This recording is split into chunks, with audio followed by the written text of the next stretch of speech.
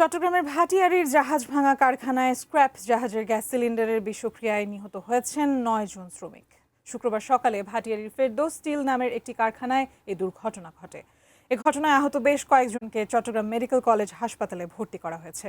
চট্টগ্রাম থেকে আদিত্য সুমনের ছবিতে এবং মনিরুল ইসলাম পারভেজের তথ্যে দেখুন ডেস্ক রিপোর্ট। শুক্রবার সকাল ৯টা প্রতিদিনের মতোই কাজে এসেছিলেন চট্টগ্রামের ভাটিয়ারী ইউনিয়নের স্টেশন রোড এলাকার ফেরদৌস স্টিল শিপ ব্রেকিং ইয়ার্ডের শ্রমিকেরা। কিন্তু কিছুক্ষণের মধ্যেই বদলে যায় নিত্যনৈমিত্তিক চিত্র। ফেরদৌস স্টিল শিপ ব্রেকিং ইয়ার্ডের স্ক্র্যাপ জাহাজ কাটার সময় হঠাৎ ছড়িয়ে পড়ে বিষাক্ত গ্যাস। একে একে অসুস্থ হয়ে পড়েন শ্রমিকেরা। কারখানার ভেতর থেকে ভেসে আসে চিৎকার। স্বজন আর সহকর্মীদের মধ্যেই ছড়িয়ে পড়ে আতঙ্ক।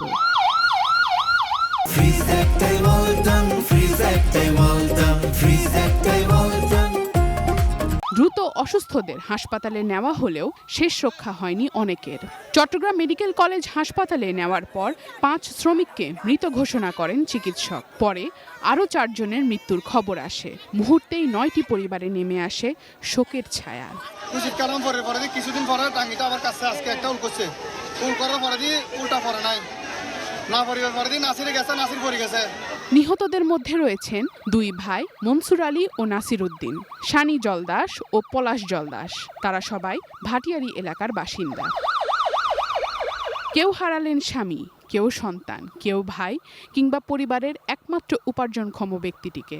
হাসপাতালের সামনে স্বজনদের আহাজারি আর সহকর্মীদের কান্নায় ভারী হয়ে ওঠে পরিবেশ। আহতদের অনেকেই এখনও চিকিৎসাধীন চট্টগ্রাম মেডিকেল কলেজ হাসপাতাল সহ নগরীর বিভিন্ন হাসপাতালে। এখানে ১,০০০ কোটি টাকা খরচ করা হয় গিনিয়াটের জন্য, একটা অ্যাম্বুলেন্সের ব্যবস্থা করা হয় না। এই টাকা কার জন্য?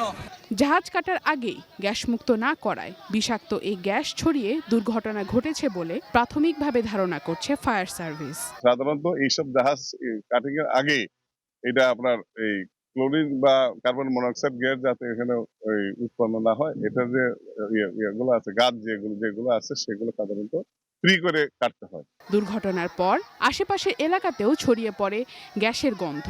স্থানীয় জেলেদের দাবি, গ্যাসের তীব্র গন্ধে সাগর থেকে ফেরার সময় ২টি নৌকা উপকূলে ফিরতেও পারেনি।